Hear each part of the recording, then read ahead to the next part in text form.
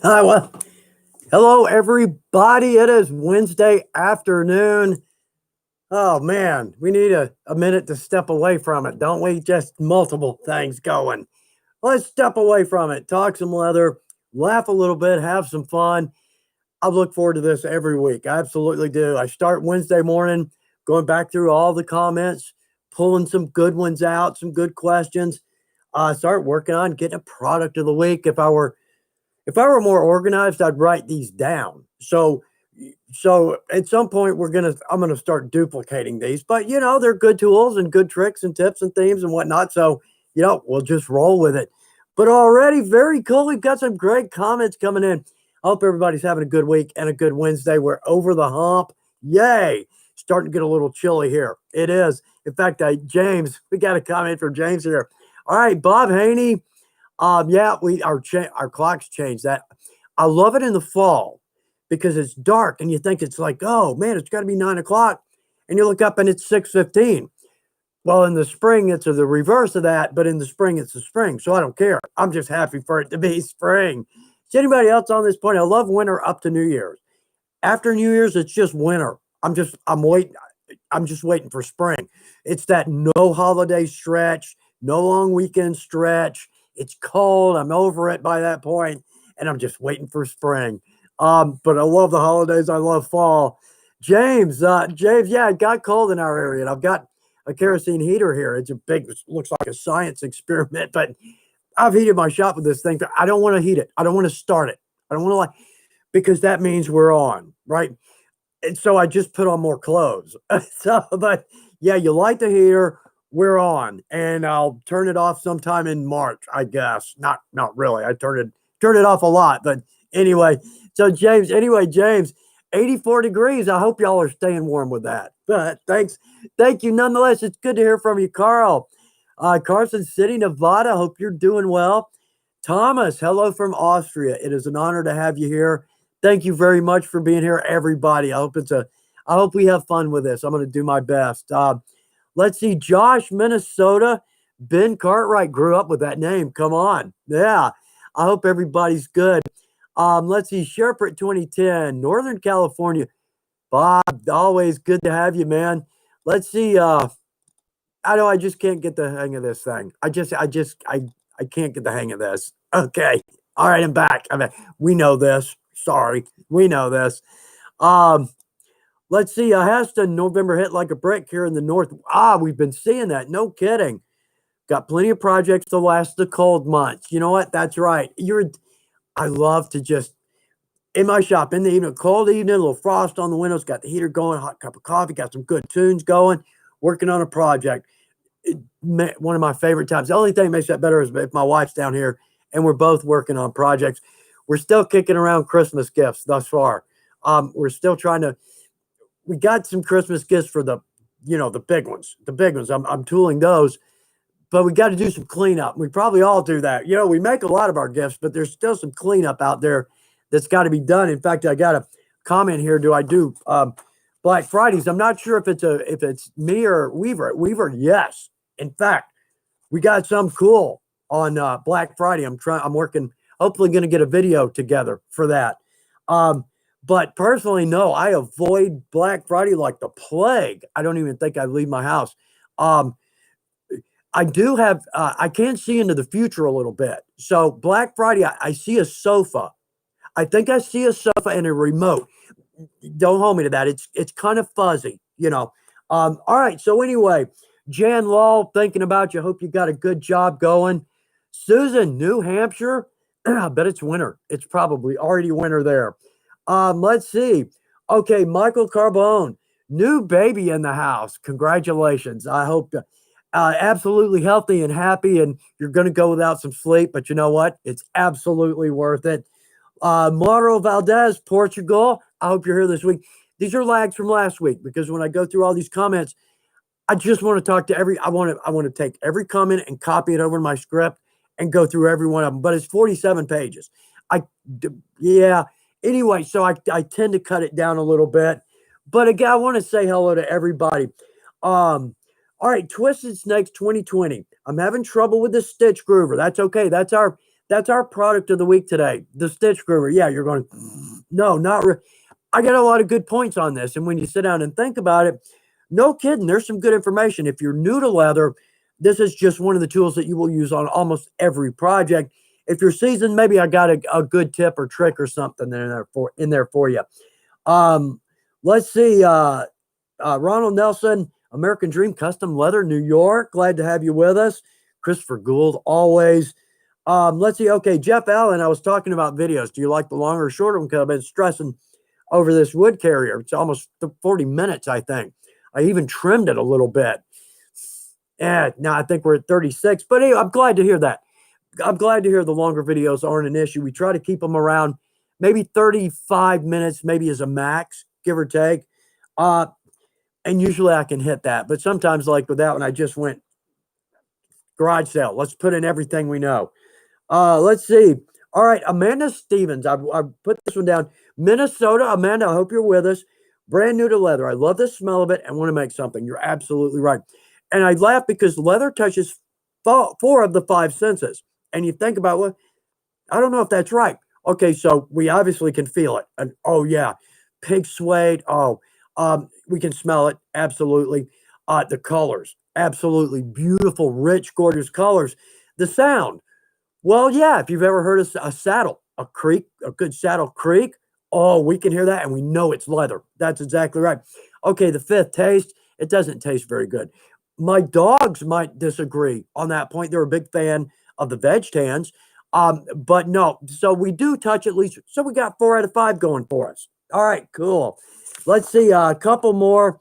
Okay, Vanessa and Kitty, I wrote this one down because we got Thanksgiving here in the U.S. We got Thanksgiving coming up. Sewing leather projects whilst the turkey roasts is fun. I have to agree. That the smell through the house when that turkey's cooking. Very cool. Looking forward to that. But good comment. Thank you, Vanessa. Greetings from Baton Rouge, making small crossbody bags. Let's see, was planning to use a 5 to 6 ounce natural veg, but Weaver was out, and I'm sorry, we're catching up. We are catching up. We're getting back up, but thank you for the business. Yep, right off the bat. Thank you from every one of us at Weaver. I hope you get a great quality tool, leather, dye, whatever you order, but I also hope we help you out every step of the way. Anyway, back to this. So can I go with a 6 to 7 ounce without getting heavy? It's a tough call on that one without actually seeing the bag, but here's kind of the trick. A 5 to 6 ounce. Well, really, that can be from a low 5, almost a 4, up to a high 6, or maybe almost a 7, and then a 6 to 7, low 6, almost to a 5. So you can vary by maybe 2 ounces there, but you can also vary by less than an ounce. I hate to give you a call on that one, but I almost always feel for myself a little bit heavier is better than a little bit lighter. And that's just my personal call. And you know what? It could be a case-by-case call depending on the project. I think, Bayou Bingo, I think you would be okay on that. I think so, but no, don't hold me to that. All right, so that knocks out, at least, doesn't knock out all the comments from last week because I could spend the first full hour doing nothing but that. Okay, this week's theme, we're going to talk about a groover, groovy, right? But there's all kinds of information on this one tool, and I use it on every project minus chromes, but we'll get into that. Okay, so I'm going to jump over here, then jump back over here. In other news, so the wood tote is done finally. Man, this one was about the end of my career. Waiting on a bend, a split, a nice. We have a utility split, and this is an 8 to 9 ounce suede. Man, it's heavy. I mean, it's probably going to weigh 18 pounds. Anyway, I need a bigger piece to shoot the product shot. So that should be in today, I think. We'll have that up. But I also just finished, edited and uploaded and ready to go. Dyes, a water-based dyes. And I apologize. I've been needing to do this one forever. Well, we go into the water-based dyes, the leather colors, the Fibings leather colors. And I've got a couple of samples here because let me back up. If you've watched any of my videos, I use Pro Dye, end of story. Yeah, drop the mic, walk off. Because it answers all the issues I have with dye. The stiffness, the consistency, the feel, the colors are more earth tone colors, where, like, say, our basic leather dyes are alcohol based. They both are technically, but they seem to have the browns seem to have a reddish or yellowish tint. And I actually jumped over to pros because I was at a retail store and asked the manager, loved him. Um, I asked him, I said, I want more of an earth tone brown. He said, well, try the pro. Never went back. Never went back. Anyway, the point here is that I tried some water-based dyes at this point, 6 or 7, maybe 8 years ago. Just didn't like them. Didn't wick in. They were spotty, streaky. The leather was stiff as a board. Anyway, a lot of reasons I didn't like these. Well, so we're going to talk about the water-based dyes, the leather colors from Fibings, but we're not just going to do that. I went into a comparison. Let's compare these to the pro dyes. So basically, it's about 8.5 minutes, and I try to do everything. Didn't go into liquids like water, dripping water on it, seeing how I didn't go that far. But the outcome is this: I'm surprised. I'm really kind of surprised. Now, the folks in the U.S., California, on the left side of the country, they can't get a lot of stuff like the glues, the solvent-based items. So dye is a problem for them. So hopefully this will help. But right here, let's see that. That is our leather color in black, and it's gorgeous. Really surprised. And we'll talk about how this wicked. Y'all will get kind of a preview of the video. So when the video comes out, you might snooze, but love it. Now, it is stiff as a board. And we can deal with that. We can work this down with our hands to where it'll soften up. Love the black dye, rich and clean. Now, that's got a leather balm top coat on it. The green, really, let's see, pro dye and the water-based, the leather colors. I kind of like both of them. That's a pretty green. It's a good rich green. That's okay. It's not a bad green. But again, it's not bad. Red. Now, this one surprised me because I actually have to look. Pro dye red and the leather color red, almost identical. Now, the pro dye, it's a little bit richer color, just a little bit. But all told, that looks pretty good. Now, at the end of the video, I cut these open. So we can see how each has wicked in. We'll have a look. I've got a good close-up in the video, so we get a little better look at that. But all told, they both seem to wick about the same. The pro, a little bit more from the flesh side, or the sky side a little bit deeper. But from top grain, they look, without actually going scientific, they look visibly about the same. The brown, though, I think it's a medium brown in the leather colors, it wasn't my favorite. A couple of problems, and you'll see in the video, but right there, that's the pro dye light brown. I mean, come on. We can't beat that for consistency and color.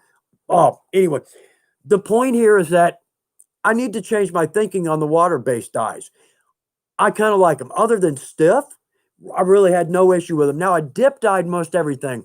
I did do 3 in the watercolors, or the water-based, with a dauber. Applied with a dauber, did not like the outcome. Very streaky. But dip dyeing, what a breeze. Quick and easy. So all right, let's see. And also, we've got an outtakes that's done and up, and I'm not real happy with it.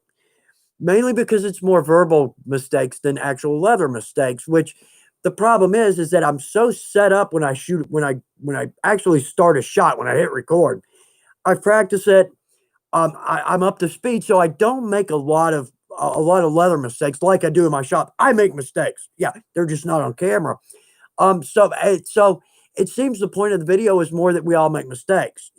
Verbally, who's got a camera in their shop, right? So those kind of fall out of the realm of what I'm trying to do. And there's a couple in there with the cat. We're not cat people, but evidently we are. Vanessa and Kitty said we are because we built a little cat tent.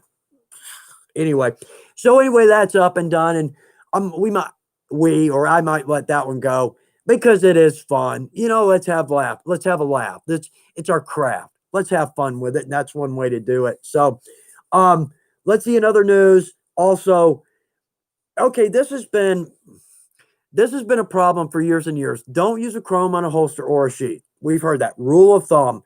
Hard rule. Okay. A little bit of information. Jim works with us. He's played with this a little bit. So what he did, as far as I can tell, he's going to send me some of these samples. Let's see. He says, I pulled some samples of hardware from the warehouse. Let's see, and he put it in some chrome tan. I should have read this and got, the gist of it. So what I understand, oh, and I didn't pull the original email. Well, we know me. Anyway, the finish on guns has changed.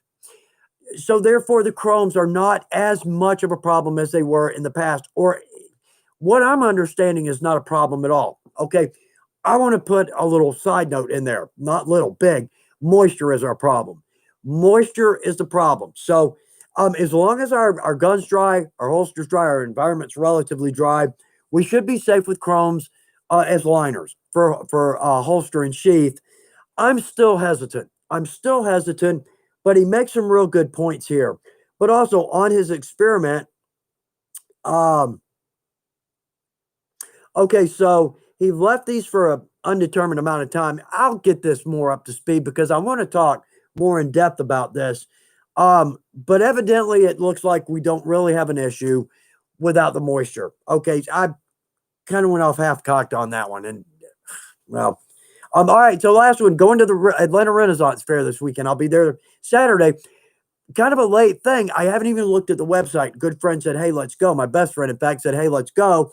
And he got the tickets and everything. I understand it's like from noon to 8, only on Saturday, only in November. And you have to get tickets in advance as far as I know.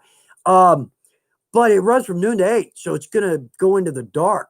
Yeah, I've never been to a Ren Fair at night, and I bet that's going to be beautiful. But once spring comes back around, we'll be there several weekends. And I know all over the world, oh, I'll be in Atlanta that weekend. Anyway, but if you are close, would love to get together, meet you at the pub or something. But anyway, so I'm glad to see, that we can go. But more than that, for the vendors, I hope there's some vendors there, and I hope they do well, because we're certainly going to do our best to spend a little money with them. Everybody deserves it. It's just been, when's this mess going to be over? I saw a bumper sticker that I thought was a political slogan. It looked just like as I got closer to the car, it said something like "Giant Meteor 2020. Go ahead and end it now." So anyway, and I did see a yard sign, political yard sign. It said "yard sign" on it. All right, so notes from the boss. We've got the Smith's Tri-Hone sharpening system. If you haven't seen this, it's a 3-sided sharpening system. Very high quality. If you're sharpening tools, this is absolutely the way to go. That's on sale. We also have a slicker sale going on for the plastic and wooden slicker, and I use these in every video. Love the Coca-Cola wood. It is really pretty. But we've got the plastic too as well. Less expensive, does exactly the same thing.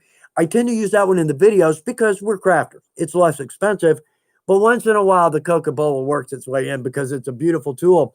Let's see. All right, promo code there, Edge Slick, and you get 15% off, and that's through this Friday. So, okay, I'll jump back over because I don't have a good craft or fail, but y'all, thank you. Y'all got a couple in here.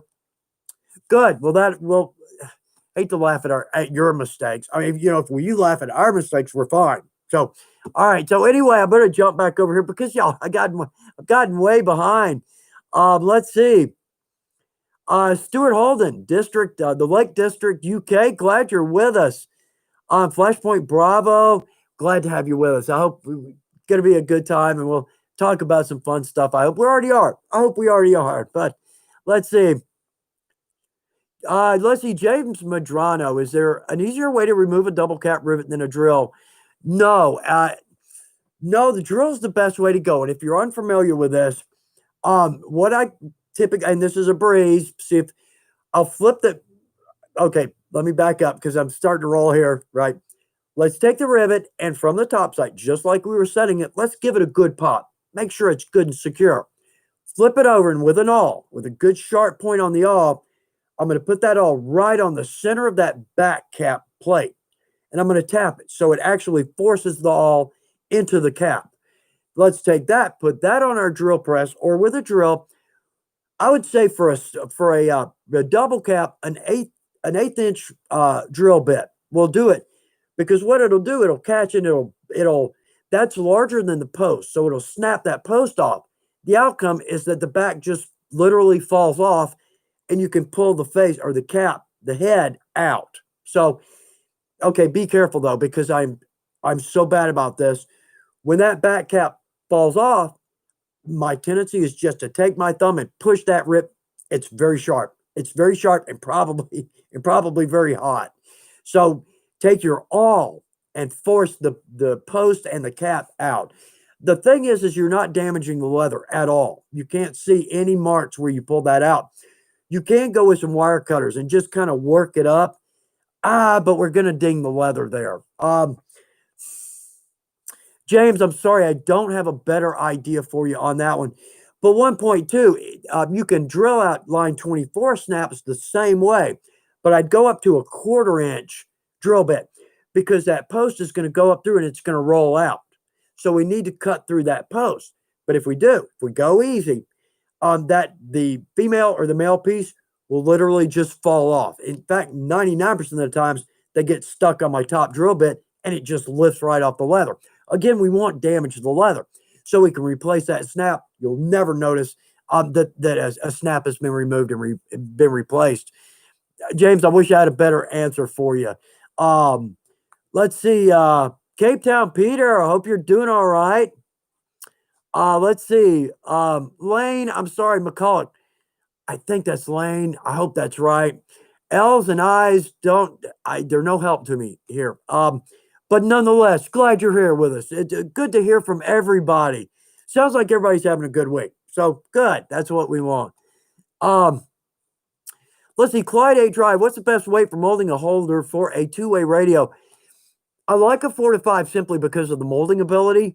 But for that, I might go 6-7. 7/8 starting to get. You're going to have durability. Your bends won't be as crisp, but you've got durability. And in that situation, that's probably a priority over everything else. But a good medium between those might be a 6-7. I just did a scabbard. I typically go with a 4 to 5 ounce for the main body. This is our traditional. We've got a video on it. I typically go with a 4 to 5, but I bumped up to a 5 to 6 because it just feels a little light. Like I said earlier, a little heavier is always, to me, a little bit better.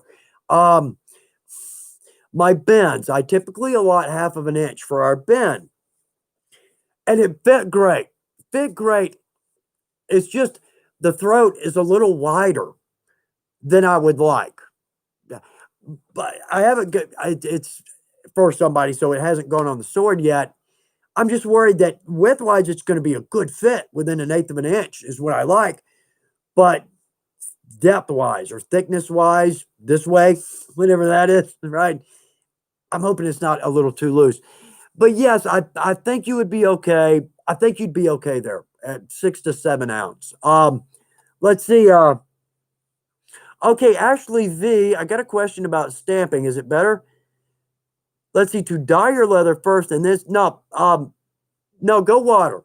You can stamp wet with dye. It's just a mess. It's a mess. You get dye on everything. So go with wet it. Do all your stamping and tooling wet with water. It's so much cleaner and so much easier and better. And if you have to re-wet, it's not really an issue. You can wet with dye. You can form, you can stamp, you can tool of carving.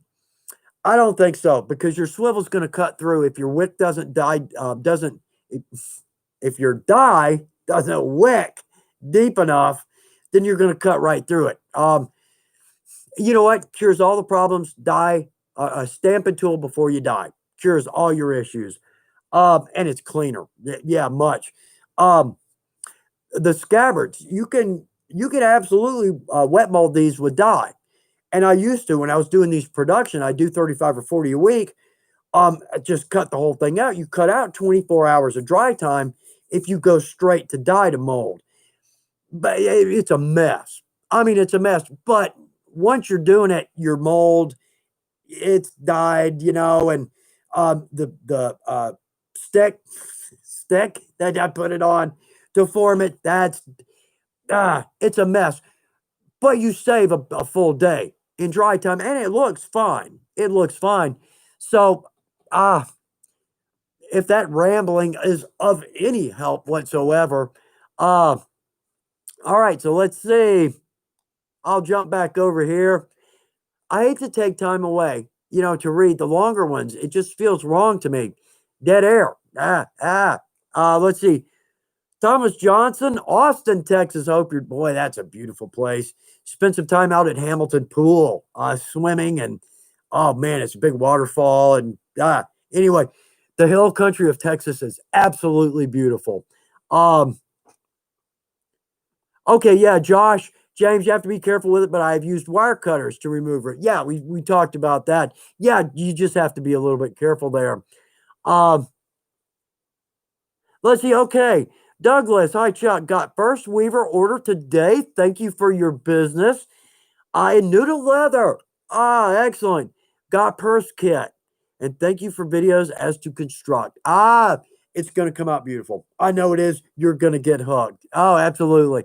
And your next project, you're going to take what you learned there and you're going to step it up. And in no time at all, you're going to be doing things you never thought were possible. That's keep us up to date on that one. Very cool. Oh no. Oh man, Flashpoint Bravo, craft or fail. I don't have any this week because I've been working so hard on videos. Let's see. I basket stamped a notebook cover and forgot to tape the flash side. When I was done, the panel was all crooked and way too big, but I didn't notice after dye, antique, and top coat. Oh man. Not going to laugh at that one because that's a pain in the butt. Yes. Stamping, there's two trains of thought here. There's me and everybody else. Well, we knew this. I typically will stamp and then cut to size. So, because when you stamp or do heavy tooling, now, a little corner work, maybe a little border stamp, probably not so much. But as you stamp leather, it's going to enlarge. And I mean, it can enlarge like half an inch on like a foot panel. The problem is it's not going to enlarge consistently. So, yeah. So on a larger piece, what I'll do is I'll overcut, much like I do when I line, I'll overcut, tool, and then trim to size. Okay, that's the Chuck school of thought. All right, then now there's everybody else's school of thought, which is probably better. We can adhere materials to the back of that leather. I've heard like 3M paint and poster board. So really that poster board or that backing material is keeping that leather static, right? So it's not going to expand. Absolutely. The only problem I've always had with that is removing whatever adhesive I've used to glue the backing on. I've tried this 4 or 5 times with 4 or 5 different long time ago, and it just was a mess on every account. So what I ultimately decided, you know what, let's just overcut, tool, and then trim to size. Cures all my problems. So I don't know if that's a good answer or not. Man, I'm sorry about your craft fail there. That's a notebook cover. That's a big panel, and it kind of hurts when you really chew up some big key fob, make a mistake, blah, blah. Let's move on. Oh man, briefcase, chaps, notebook cover. These are bigger pieces of leather. Okay, Ashley, no, it helped. Okay, good. I'm glad to hear that. Like I always say when I'm typing answers to email questions, it's so hard to put a visual thought into words. And that's hard to do. Oh man, Greg. Craft fail. I made a journal cover, but cut it 1/4 inch too short. It happens. And you know what? We learn from our mistakes. Yeah, right. No, I'm going to do it again just to make sure.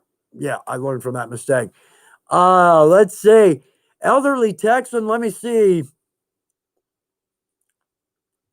Oh, man, bless your heart. Just bought a belly piece from you yesterday. I hope you love it. It's a great cut. Mostly blind, but not going to let it get in my way. Gonna make me some moccasins. Oh, man, I hope they come out beautiful. Please keep us up to date on that one. I would love to hear more on that. Bless your heart. I hope you love it. I hope you love the leather and get years of enjoyment out of it. I hope so. That to me is one of the payoffs. Um, oh, look, and I've missed this year. Um, I work for Weaver. I'm just now checking to see if we've got video and audio.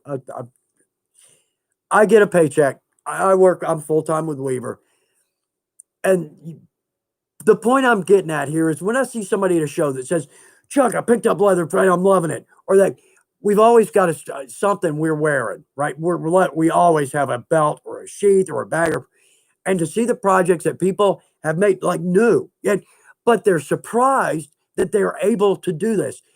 That's the payoff for me. I mean, it really is. That's I can't see and hear that enough at shows and events. Man, I'm not going to go into more detail on that one, but that's the payoff for me. So okay. Um, let's see. Okay, AJ. Let's see. Prototyping a new project. Let's see. How many iterations do you make before you get into using leather? I've kind of been at it a long time, so one typically. I may throw one away just because I was like trying to cut a panel into it where I'm going to tool or, you know, some some process I'm trying to add to it may not just go right, so I'll toss it. But man, typically the first is usually close enough. It's usually close enough. That's only because I've been at it a while. Something you lose when you've been working at it for some time, something you lose, and I hate this, is that when you're new to leather, you're almost always surprised at how well a project came out. I mean, oddly, you are. But because maybe I hadn't sewed yet, haven't done any sewing, or maybe a little stamping, and you're new to adding an antique or die or top. Anyway, you're typically surprised at how well it comes out. I almost always was. The further you get along, the more you kind of know how it's going to come out. We may add a new process here and there, but it's something we've probably done on another project. So all told, you kind of lose that wonderful surprise, that serendipitous thing that, wow, I can't believe it came out this well. So when you're new, love that because it is fun. But I think by this point, I've kind of got it down to where I think maybe one prototype with the cardboard or the poster board, or sometimes I've been out of everything and I've just cut up an old box, which just doesn't work well. But then it's enough, it's enough to get an idea. But good question nonetheless. I hope that does help. Yeah, we're using poster board. Use as much as what's like $1 a sheet or something like that. And on that stuff, I'm not worried about. Maybe a little bit, but still, I can toss it and move on. Let's see. Okay. Oh man, let's see. Where are we? Ian Thomas got a shoulder 2 days ago. Well, I hope it's a good one. I love the single shoulders. They're affordable, and you get 7, 8, sometimes 9.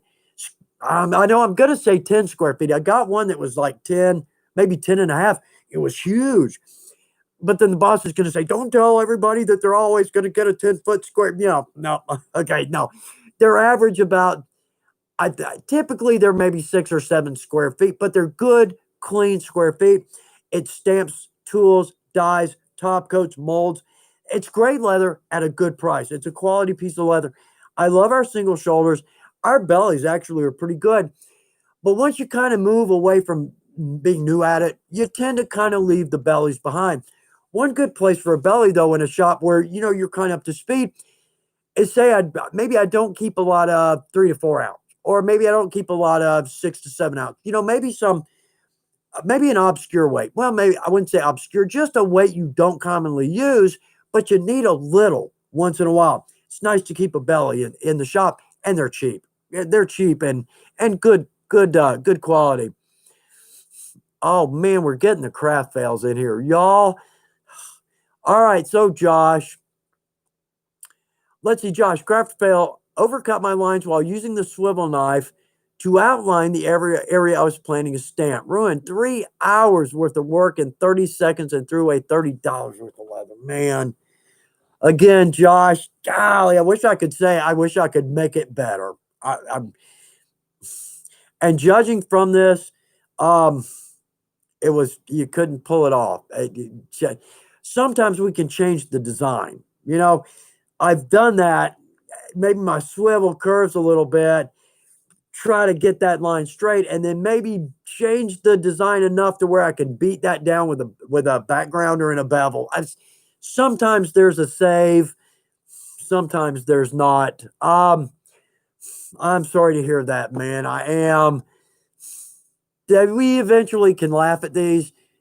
Yeah, not really. Sometimes they're just not. No, let's move on. Let's move on. One that makes me crazy, and has anybody raised putting a buckle on backwards? I literally have put 5,000 buckles on straps. And now and then it's the roller buckles, typically that I tend to for. Okay, so not long ago I put one. I'm like, crap, drill the rivets out. Did it again. I can't even believe I'm telling y'all that. I did it again. Okay, anyway, we're moving on. We've got a Russian gentleman, I would assume. I'm sorry I can't translate that until next week. Please come back next week because I'd love to respond. Honor to have you here. Absolutely is. Great to have you in our family. Everybody is. Let's see. Okay, Mitch Augustus. Thank you. I'm finally cutting square. Cutting squares.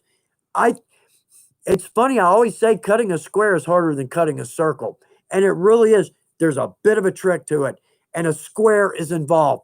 I'm glad that's a help because that can be very frustrating. It sure can. Okay, let's see. Jens, will a project sealed with I need to slow down, don't I? I know I want to answer everyone as fast as I can. Will Resolene accept a balm or oil to moisturize the skin? Any alternatives? If not, I don't use the Resolene enough, but it's a top coat, so therefore, it wants to seal the pores in the leather. The problem is it may wick in a little bit. It may work in, but it's most likely going to sit on the surface. If you've ever tried to put dye on something that's already top coated, it is going to get in. It will get in, but it's going to stay on the surface and it's going to make an absolute mess. Most likely, it's never going to dry. I can't tell you on the Resolene, and I'm sorry, I should know more about the Resolene. I just don't use it. It's not one of my favorites, but it's beautiful. That's personal call. If you use it and love it and it works for you, absolutely. I just can't answer your question on that, and I wish I could. Let's see. Okay, John.Marine.USMC. Thank you for serving my friend. My dad was a Marine. Can you harden leather armor with shellac or lacquer? I think so. But I've never tested it. There's the key. Experiment with it. Just with a small swatch. I fear both would yellow and crack. Where the leather would be, even my baked 22 ounce, it's got a little give to it. I would only worry that the shellac or the lacquer might make it too stiff. So if by chance, and we all do it, we drop the arm, throw it in the trunk, drop it in a bin, I'm worried that it might crack. Or the bigger problem, yellow. That's just going off the top of my head. There's nothing conclusive there. So, but I would love to hear if you test this. If you do some experimenting, keep us in the loop. I'd love to hear what you find out. I might say apply from the back. So you get through on the flesh side, you have a better chance of that wicking in as opposed to your top grain. That seems to make sense. And I think it would work. I'm just not sure. I haven't tried that. But it's a good question. Keep us up to date if you do try that. Ben Corbeil had an exam to write. I take it you're either a teacher or a student. But nonetheless, glad you're here, man. Very, very much so. I just jumped way ahead. Okay, I tell you what. Since we're doing fails, craft fails, all right, so Vanessa Kitty, here's a good one. I don't have one. I've been working on the video, so y'all, thanks for helping out here. I was, let's see, sewing up a draw knife sheath, but I failed to recount my stitching holes on the welt. The newly cut welt was 3/16 of, I bet it was one. Basically, it was one hole short. Done it. Yeah. Actually, the reason I now overcut all my welts and my gussets is because I've done that so many times. I just overcut, yeah, overcut, trim the size. Vanessa, unsewing, you know what? That's a technique just as well. I need to do a video on unsewing. That's what we need because, well, we all do it, don't we? Okay, Ben Corbeil, I was laying in a basket weave on a van brace.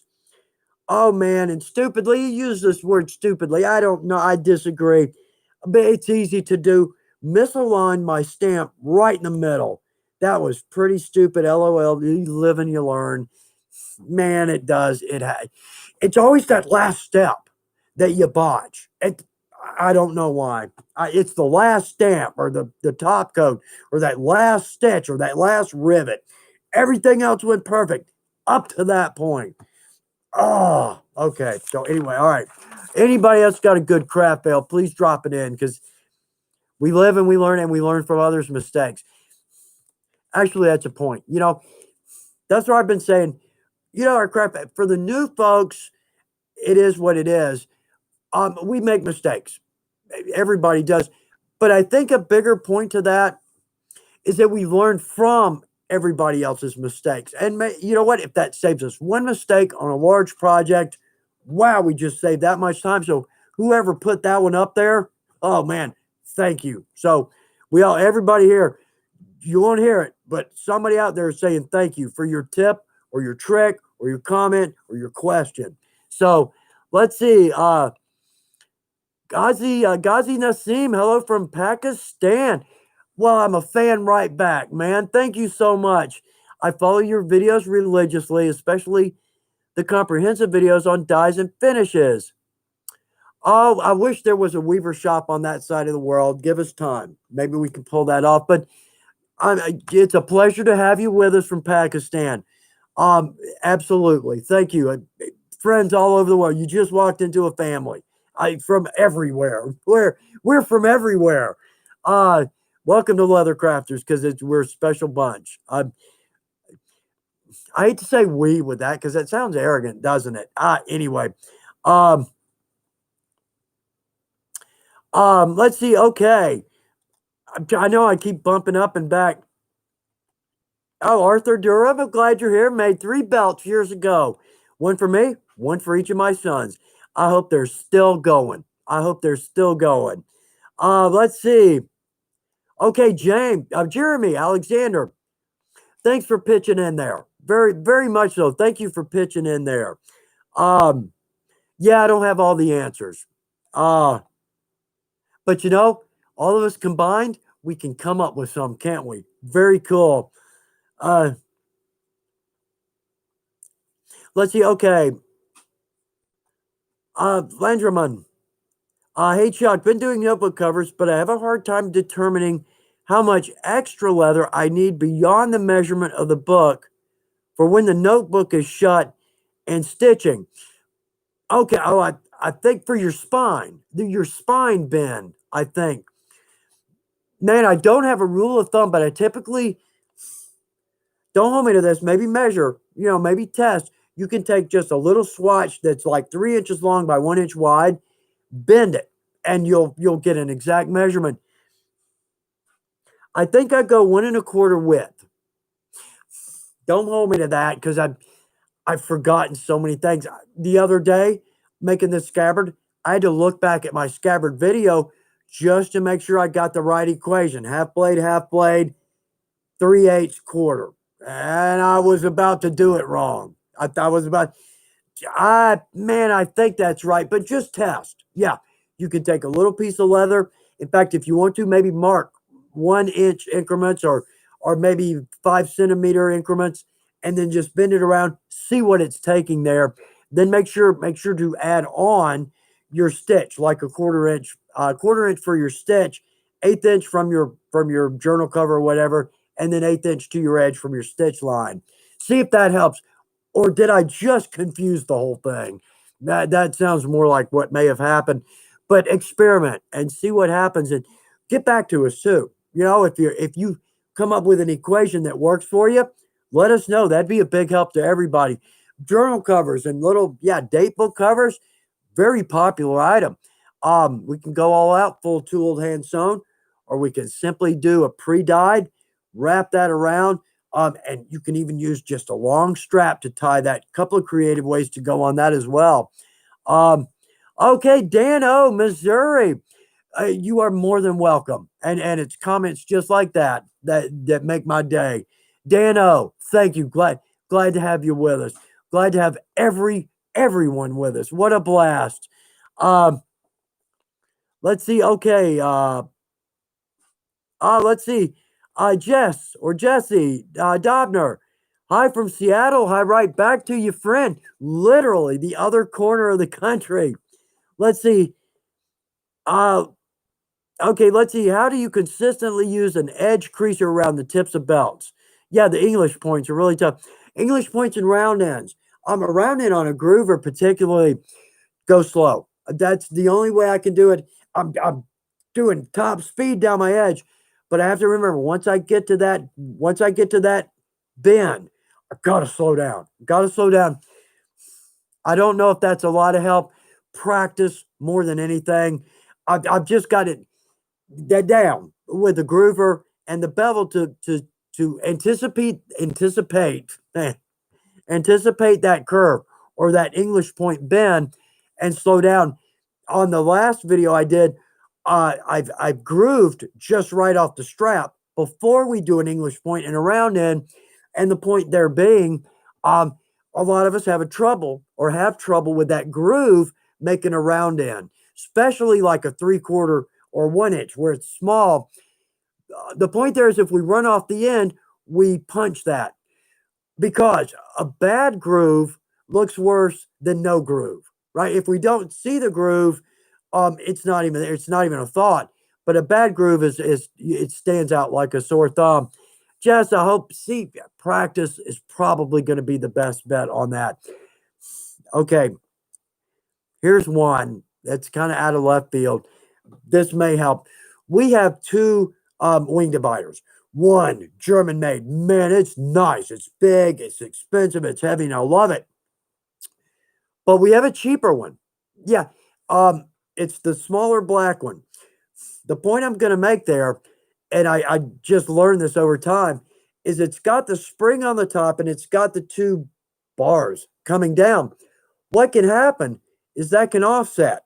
So one of the bars can pull up. Now I actually use that. I can bend that up so that one bar hangs further down than the other one. So therefore, I can run that down my edge, and it actually works like a groover with a guide. I don't know if that's any help. I don't do that often. I just remember that because I tried that the other day, and it was a big help.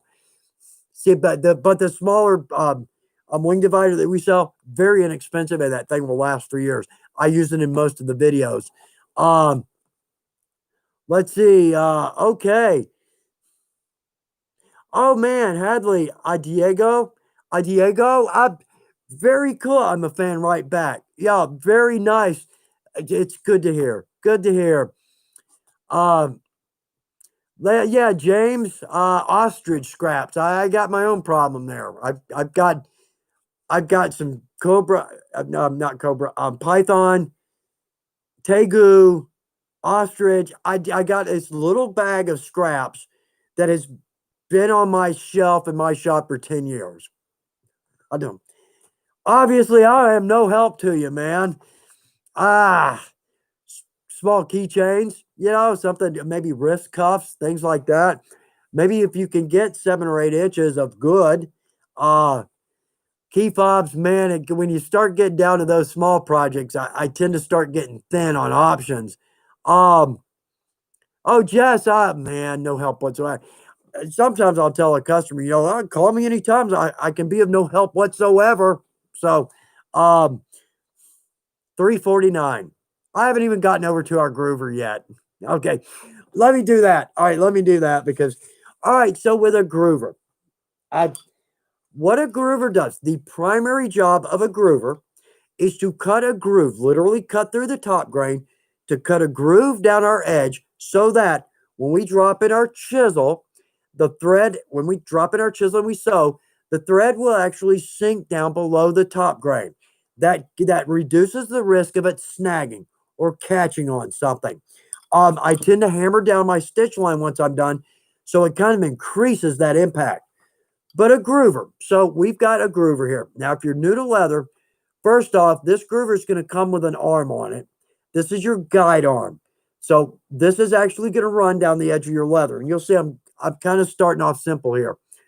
This arm is, when we get this, is about 1 3/4 inches, maybe 2 inches long. Trim this. Okay. Now, the boss is going to say, make sure you say that, if you trim this, it's going to void the warranty on it. And it will. These are going to last for decades. If you ever have to replace the cutting head, you're out like $1.25. Okay. But you can strop these, and we're going to talk about that too. I know the simple groover snooze fast. Well, we think, but not really. Anyway, so notice here I trim this down because what's going to happen, and this is not a great demo, if this is that long and I'm holding my leather down, when I get down to my finger, it's going to catch on my finger and I'm going to get a bad groove line. If we trim that down, now we can hold our leather much closer. Like say with a belt, we've only got 1.5 inches to hold. So if our finger's within 1 inch, we're going to hit our finger and it's going to spin off. It's going to give us a bad groove. So you notice like right here, this is my stitch groover. Okay. The point here is this. I set this at 1/8 of an inch, and it's always at 1/8 of an inch. To me, that's a good distance from our edge to our stitch line. We've all seen projects where the stitch line is like 3/8 or a 1/2 inch in from the edge. It just looks really cheap. It just looks cheap. Now, on higher end products, that stitch line is like a 1/16 from the edge. Well, lighter weight leathers, yeah, we can do that. But if we've got a 4/5, 5/6, 8/9, that stitch line, if it's too close to the edge, it's not going to be sturdy. So to me, 1/8 inch in seems to be just a good average. So anyway, the point I'm getting at, I've got one groover in my shop, always it's set at 1/8 of an inch. Here's why. So I've got two pieces here. I'm going to groove and chisel these separately. If as long as I use the same groover on both sides, when I sew that together, it is going to absolutely meet, and it's going to look like it was die cut, and our stitch is going to be beautiful. Okay. So that's the point of a groover. Okay. Next step, I use a groove on every edge because for my edge work, I'll use a groover, a bevel, and then I'll slick. The reason is the look, the finished look. And we've probably all done this. If you're new, you'll see this. We just get in the habit of adding a groove, a bevel, and a slick to our edges. Makes our edges look very finished, very professional. Well, we're going to go to a craft show or a craft fair, and we're going to see somebody that does leather work. And their leather's beautiful. I'm not trashing them, but you'll notice that they do not groove, bevel, and slick. Their work overall is going to look, I don't want to use the word more amateur, but it kind of is. Their work is not going to look as finished as ours does, but you'll be surprised. It's going to stick out like a sore thumb. If we don't do our edge work, it'll stick out like a sore thumb. So therefore, I use my groover on every edge. Okay, with exceptions. Chrome tans, they're not going to groove. Again, with exceptions, there's some chromes that are out there that are going to groove, and it'll give us a nice guide. But the problem here now is that say we've got a 4 to 5 ounce chrome or maybe a 3 to 4 ounce chrome. If we groove that, we may knock off 2 ounces. So we're actually creating a thinner piece of leather. So therefore, that leather outside of our stitch line, that can create a tab and it can tear off. If it tears off, it's over. That's done. So chromes, maybe. Another exception is like our water buffalo, Crazy Horse. I love it. It's a great leather. The problem is it's an oily. It's got some good oil in it. So when we groove that, a pull-up leather, if you're new to, not even new, a pull-up leather, the tannery they've oiled this leather, but they've dyed it with a lighter colored dye than the oil. So when we bend that leather, that dye pulls up through. That's why a pull-up leather will go, say a brown will go yellow where we bend it, pull-up leather. The point I'm getting at is when we groove that water buffalo, yeah, I know, I can't believe I actually stayed on point. So when we groove that water buffalo, it gets yellow, and it's a wide yellow. So we've got a groove, but that groove is it's turning yellow, and it's kind of pushing some of that dye out on either side. So that line can be like 3/16 of an inch or maybe a quarter of an inch wide of yellow. And then our stitch line lays in the side. It just doesn't look good to me. It just doesn't look good. So in a situation like that, if I need to sew, let's go with our compass. Let's just drop in a tiny little thin line. That's all we need to get our chisel clean and straight, but it'll look much better. So there's some exceptions there, but veg tan, man, there's when you get a good groove and a good stitch line on that, it is artwork. It is beautiful. So anyway, the groover, that's the point here. But one last point with a groover. Okay, I'm gonna pull this one out. Nah, we'll get to that. We'll get to that. I forget what I was. Oh, I see. I knew it was going to happen. I knew I was going to. All right, here's the point. When you buy a cheap groover from the retail, not knocking them, not by any means, it's a good groover. But theirs has the cutting head on the arm, and the post is your guide. I kind of tend to like that because the post or the guard arm goes away from your fingers. Okay, but the cool thing here is that now I can take my guide arm off. This is just a chuck, and it's an adjustable groover, so you can move the guide in and out. So therefore, the Old West, 3 groove lines was a popular design. Maybe later in years. Anyway, that's the point. You can cut 3 grooves in by simply adjusting your arm. The point I'm getting at there eventually, right, today, is that I can remove this arm and this becomes a freehand groover. So therefore, I can use it for designs inside the leather where I'm not relying on an edge. Anyway, it's a good groover, and they're going to last for years. To sharpen this groover, let's take our strop, and instead of, you can see where I've been sharpening my groove on this. What I'm going to do is I'm going to push my groover away from me. We typically draw or pull towards us, but on this, let's push away from us, and let's work it a little bit. So start a little bit higher and work it a little bit lower. That way I'm assured of crossing the cutting edge of the cutting head. So super easy to sharpen. And like I said, the blades are going to last for years. I've been using, well, now I've got 3 or 4 around my shop. But for the most part, I think that stitching, that groove, I don't know how many miles of leather I've grooved with that. And it's still running across my strop. It's just as sharp as the day I bought it. So, when you get one, I might say get an extra blade. And in 20 years, right, when you need to replace that blade, you'll go, crap, I don't know where that blade went. Anyway, that maybe just me. So anyway, on that it's a great tool. It's inexpensive. The biggest point, though, it really will dress up the edges of our leather. World of difference in the overall appearance. Let's see. Okay. Yeah, okay. I think I got everything on groover. Yeah, so it wasn't a snooze fest. There's a lot of good things we can do with that. So, okay. It is 2 minutes to 4. You've got no questions here. Why do I even do a script? No, really, I do a script because, well, yeah, we've seen my organizational abilities.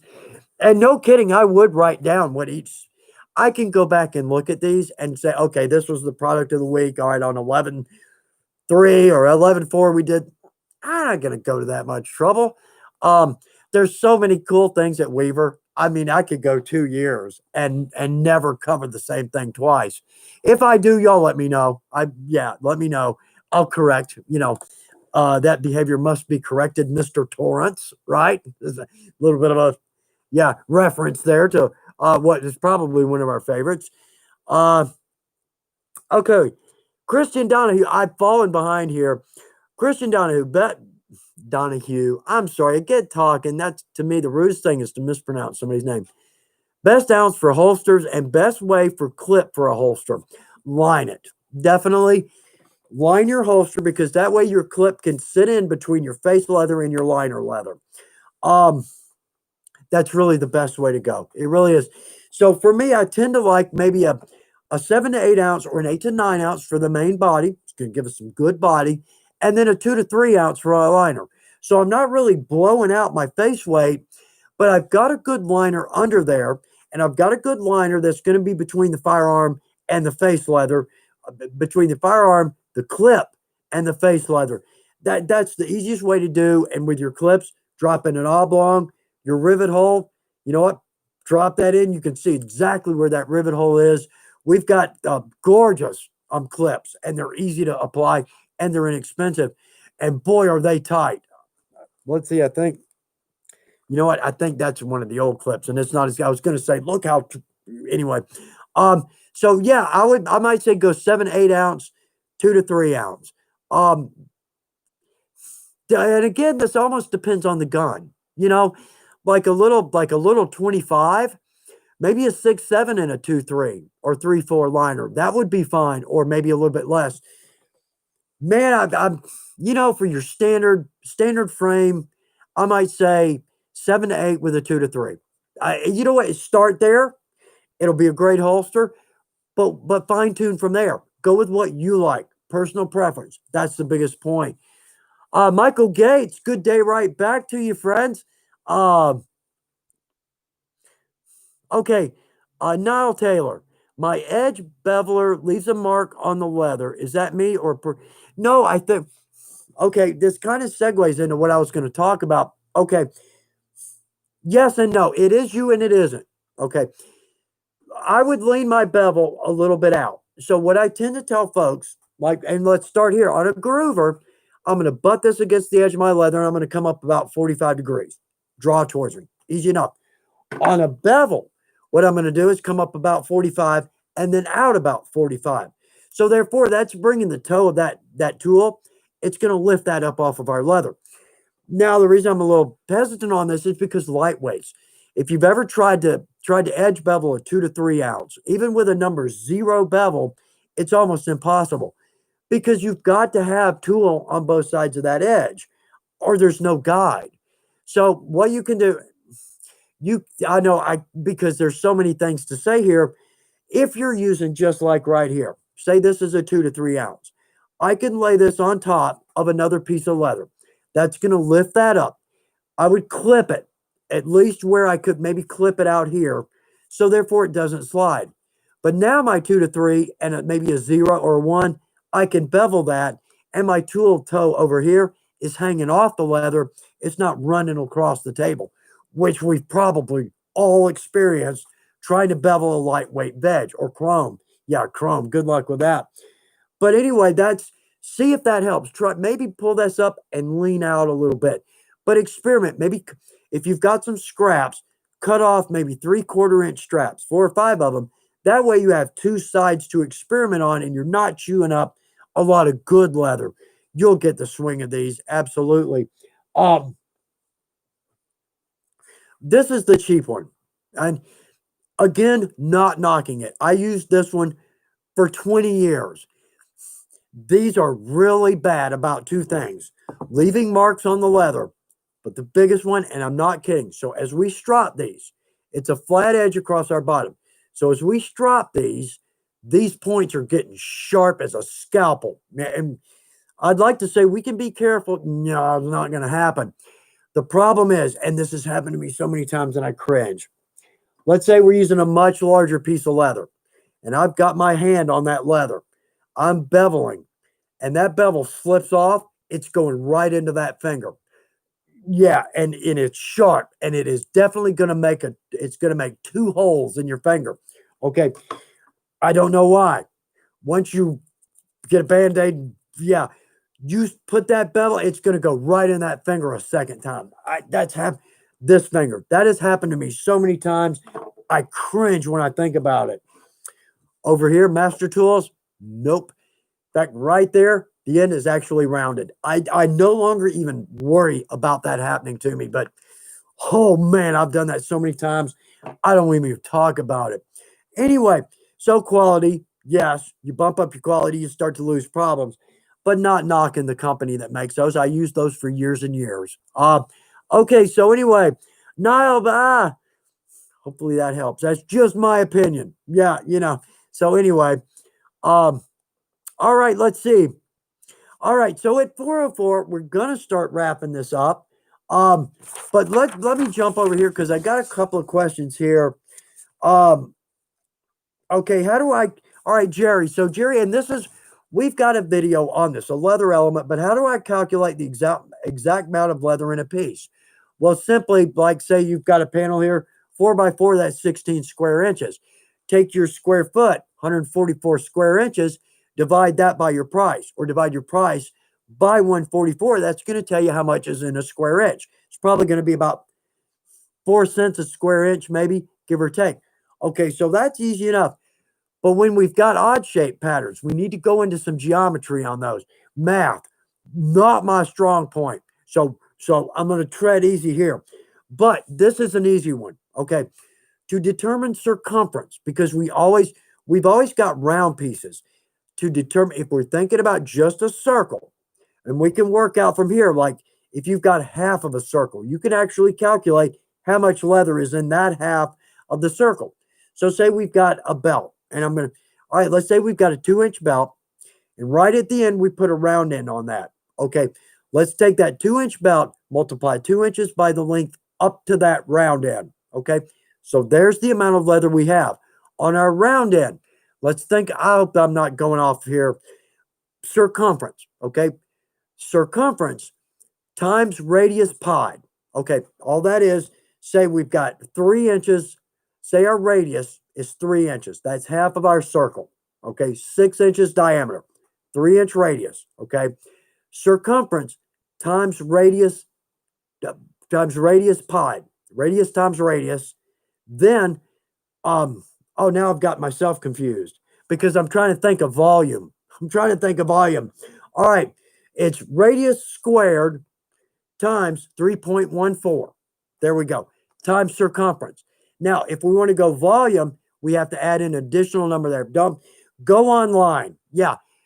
Look, calculate circumference. I know I kind of stepped in it on that one because I had a lot of equations here and I'm getting a little confused on them because our circumference, we can determine our circumference by taking our diameter times pi. That gives us our circumference. So half of that's our tip, right? Okay, I know I probably confused everybody. Math, not my strong point. So the point there, go to Google and punch in, how do I calculate volume or area of a circle? You'll get an exact equation. Okay, so I probably shouldn't have gone into that. Let's see, okay. All right, let's see, Dave Robb. I'm having a hard time making moccasins. Do you have any suggestions? Get a kit. Get a pattern. That's the thing, because the top piece is called a vamp, and it's got a really odd shape to it. Really hard to calculate. But if you do buy a simple pattern, oh, you'll knock them together, and they're going to look great. Let's see. Last one. Oh, and this is funny. So, all right. So, getting John James needles. Yeah, they're a much smaller eye. I know we're already at 4. Anyway, this is a good one. So Sarah is having trouble getting, let's see. Yeah, here we go. Now I can't find the end of that. There we go. Okay, so Sarah's having trouble getting her thread into the eye on a John James needle. I love these. In fact, I love the smallest. It's the number 18. Like say with this is, I think that's a 0.8 millimeters. One of my favorites. But what we can do, the two things that's going to make this super easy, and probably a lot of folks are having trouble with this, I'm going to get a good cut on that. Good pair of scissors. Or like say on my knife, I'm going to use this part of my knife, which I never use. So I'm going to get a good cut on that. Second thing, let's take this between our fingers. And what I'm going to do is I'm going to press that in so it's a little flattened. I'm going to take my needle. Yeah, here we go. I'm going to take my needle with my eye. I don't even know if you can see this. Let me flip this around. There we go. And I can't really see it. But what I'm going to do is push that thread up through the eye. You'll be surprised. You'll nail that every time. It's super easy to do once you get the feel of that. So anyway, hope that'll help. Let's see. Yeah, okay. London Jacks. I know I got kind of off on a rant over there.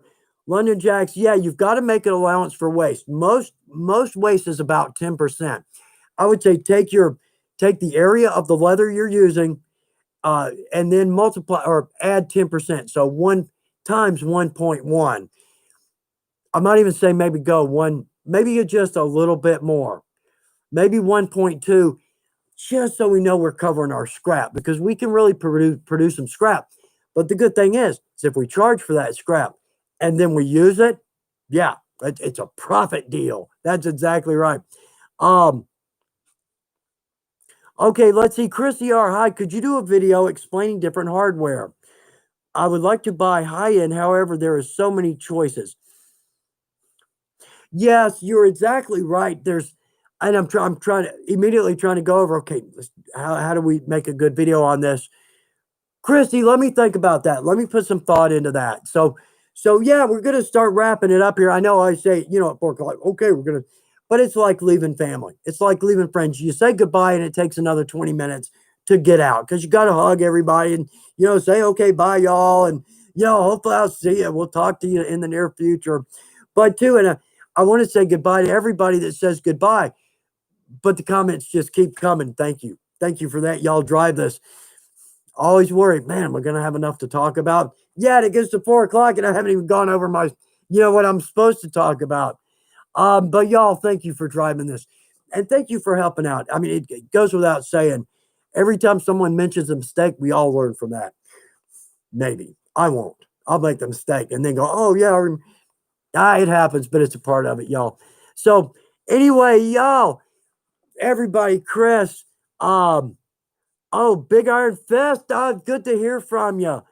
Willina, thank you right back. Everybody, Ben, I hope so. Y'all, I hope it's worthwhile. I hope it's worth your time, and I hope I get, some good information for you. And thank you for helping out with the questions and the comments and the answers. I don't have all of them, but all right. So anyway, everybody, what a great family of people. It is a pleasure to be a part of it.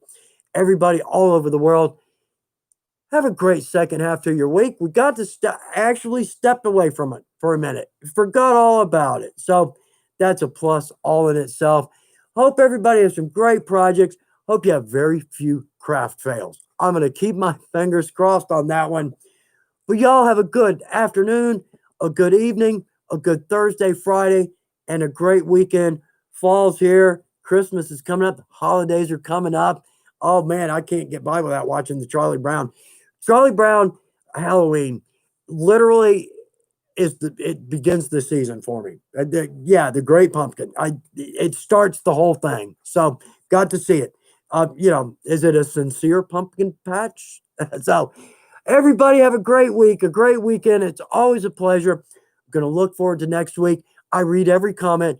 So if I don't get to say goodbye to you right here in a little bit, I'll be saying goodbye nonetheless. You may not be able to hear it, but it is there, y'all. Always a pleasure. We'll see you next Wednesday, 3 o'clock, or by my watch, 8:37, something like that. It's a pleasure, y'all. Good luck with your projects. Love you guys. Thanks so much for tuning in. It's absolutely a pleasure on this end, and I hope y'all feel the same way. Bye, y'all.